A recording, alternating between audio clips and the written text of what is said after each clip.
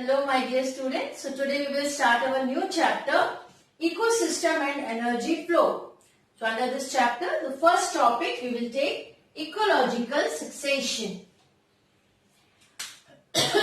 Now first of all, the term community. Right? Now the sum total of all the population in a given habitat is called community.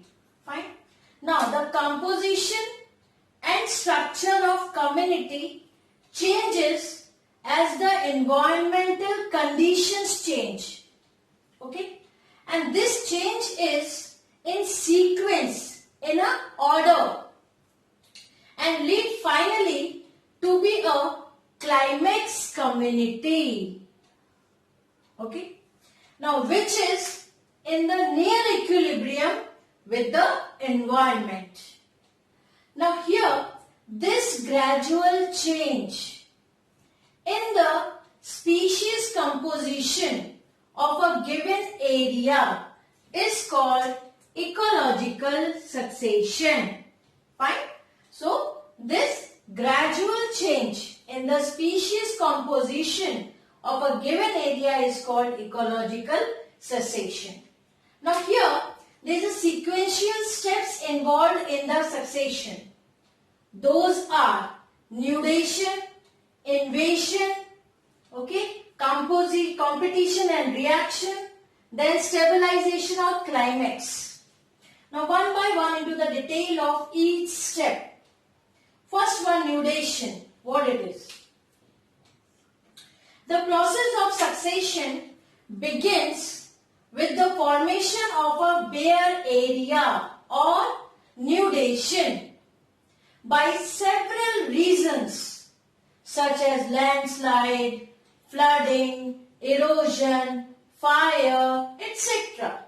So the process of succession begins with the formation of bare area or the nudation. Now next is the invasion. It is the arrival of the reproductive bodies of various organisms and their settlement in the new bare area is called invasion. So, arrival of the reproductive body into that bare area. Fine. Now, under invasion there are three steps: dispersal, ascesis and aggregation. Okay. Now, dispersal means the movement or the migration of the reproductive parts or the seeds, dispersal of seeds that takes place through air, through water, animals. Fine. So they disperse, they migrate from one place and reach to the another place. Now next is the ascesis. Here this is the successful establishment of the migrated plant species into the new area. It includes germination of seeds, growth of seedling and starting of the reproduction by adult organism or adult plant species. So this comes the second step under the invasion. So first is the migration, then successful establishment of the migratory species. Third one is the aggregation. Now here this is the final stage of invasion. The successful immigrant individual of a species increases their number by reproduction and aggregate in large population in the area, and in consequence individual of the species come close to each other. So that is aggregation. Means these species will increase in the number by reproduction and aggregation in the large population, and then they will come close to each other. So first is nudation over, then invasion. Next is the competition and reaction. Okay. Now as the number of the individuals of a species increases due to reproduction, multiplication at limited place, then what happened? The competition will start. Competition for space, competition for nutrition is started among them. Means intra-specific competition. And they also compete with the other species. Means interspecific competition. So due to increased intra and intraspecific competition and other types of biotic and abiotic interactions, the environment is modified and progressively become unsuitable for the existing community.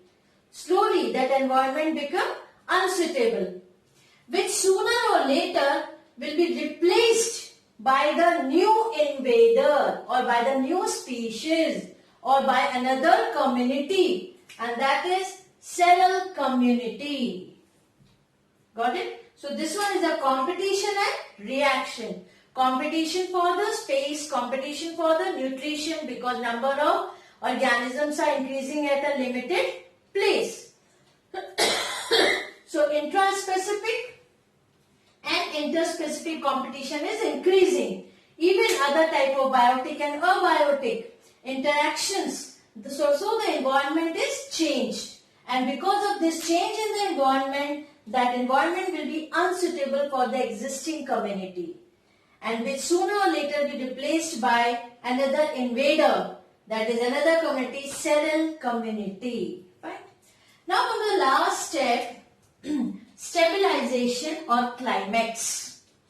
Now eventually a stage is reached when the final terminal community become more or less stabilized for a longer period of time, and it can maintain itself in the equilibrium or steady state with the climate of that area. So they are adjustable with that existing climate of that particular area. Theoretically, at least this last seral stage, that community, okay. So this last seral stage is mature, self-maintaining, self-reproducing through development stages and relatively permanent. So this is the stabilization and the climax. So here in this one, competition, then the entrance or the invader of that cell community, and later on the stabilization, they will adjust with the change environment. Okay. So theoretically we can say this last seral stage is mature, self-maintaining, self-reproducing through developmental stages and relatively then permanent. So this is all, these all are the steps involved in the succession, and we understood what is ecological succession. So please go through these points. These points are very important, and you can take out the notes also from this.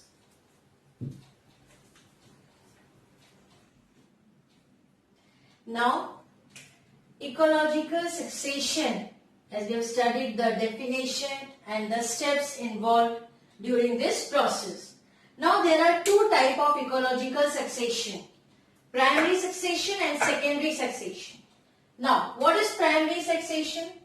This starts in the area where no living organisms ever existed, such as bare rocks, newly formed pond, or newly cooled lava. Okay, and this primary succession is very slow process. Now we will next secondary succession. This starts in an area which has lost all the living organisms once existed. Example: abandoned crop field, burned or cut forest, land affected by flood. Fine. So in this, that is called secondary succession. Now here secondary succession is comparatively faster as compared to the primary one. Now there is one term, seral stage. What is this seral stage? These are the developmental stages of ecological succession. Fine. And one more term is there, pioneers. Now what is this? Organisms of the first seral stage, and they are mostly autotrophs. So you should know what is pioneers. These are the organisms of the first seral stage. Okay, and what is seral stage? Developmental stages of ecological succession. Okay, now the amount of water determines the pattern of ecological succession in the given area. Accordingly, there are two types: hydric succession and xeric succession. Now, what is hydric succession? Various stages are involved in this process. Okay, so step by step, total 7 stages are there. So first stage here, Phytoplankton stage or pioneer stage. And what is pioneer? I already explained. Organisms of the first seral stage. Okay, so here in this phytoplankton stage or pioneer stage, some blue-green algae, green algae, diatoms, etc. were the first organisms to colonize. So this is the first stage. Now next is the rooted submerged stage. Here a new habitat suitable for growth of rooted submerged hydrophytes. Example, Hydrilla utricularia. Okay, so here this is the second one, rooted submerged stage after the pioneer stage. And in the pioneer stage, what are those? Green algae, diatoms and blue-green algae. Now after that, rooted floating stage. These plants are with rhizomes. They all are rooted floating hydrophytes such as Trappa. Okay, and some are free floating plants like Pistia and Azolla. So here after the rooted submerged stage, then rooted floating one, and few free floating stage is also there. Now after that is a reed swamp stage. They are rooted, but most part of their shoot is remain exposed to air. Example, Typha sagittaria. These are the examples. Few more are there. So those roots are deeply, that is, they are rooted, but the above most of the shoot part is exposed to air. That is a reed swamp stage.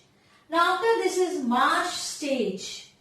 Because of successive decrease in the water amount, because of all these stages, first, second, third, fourth, they are completed. Okay. So this marsh stage, because of successive decrease in water level, amount of water, and further change in the substratum, species of Cyperus, carrots, etc. will grow. So now the amount of water is reducing and changes in the substratum. So these species will grow. So that is the marsh stage.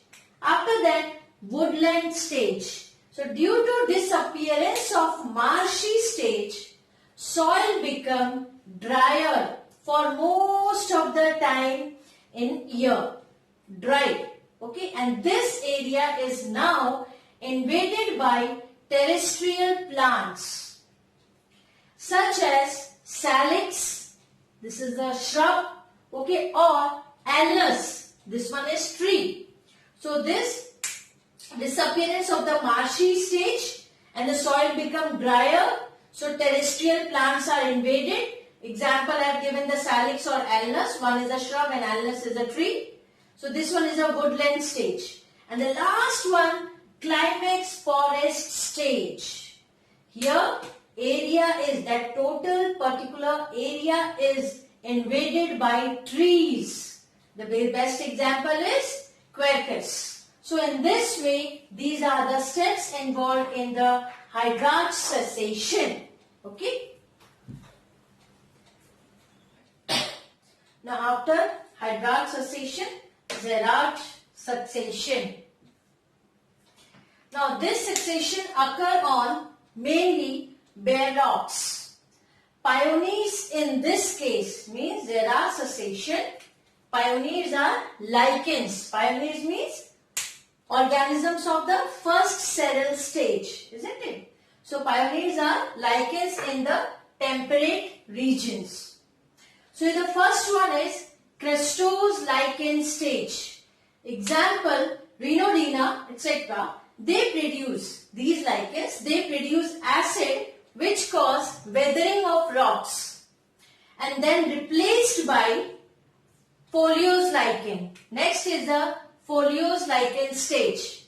Now this lichen, they absorb and retain the amount of water and they are able to accumulate dust particles which will develop suitable substratum for moss. Now the next stage is moss stage. So first one crustose lichen, then foliose lichen, then moss. Here thin soil layer develop on the rock surface, okay, and especially in the cracks. Now this favors the growth of mosses species such as Tortola and Polytrichum. Okay. Now here after this moss stage, next is the herb stage. It is constituted by shallow rooted grasses. Example, Festuca aristida. These are the example of herbs. Okay. Now next is the shrub stage. Due to much accumulation of the soil, the habitat become suitable for species such as Phytocarpus. This one is a shrub. So after the herb, now the shrubs are growing at that particular area because those conditions, the amount of soil is increases suitable for these shrubs. Last stage is forest stage. So from shrub, there develop finally a forest community. So these are the stages that takes place during the Sequential succession. Okay, and the starting one is through the lichens and ultimately climax is forest. So we have studied about the steps in the hydrarch as well as the Sequential succession. Now the final conclusion. Both hydrarch and Sequential succession leads to mesic condition. Ultimately, mesic condition means neither too dry nor too wet. So both the cases, hydrarch and Sequential succession, ultimately we will get the mesic condition. Okay, so just have a look of all these points. Examples are very important, that which species, at least one example of each. Okay,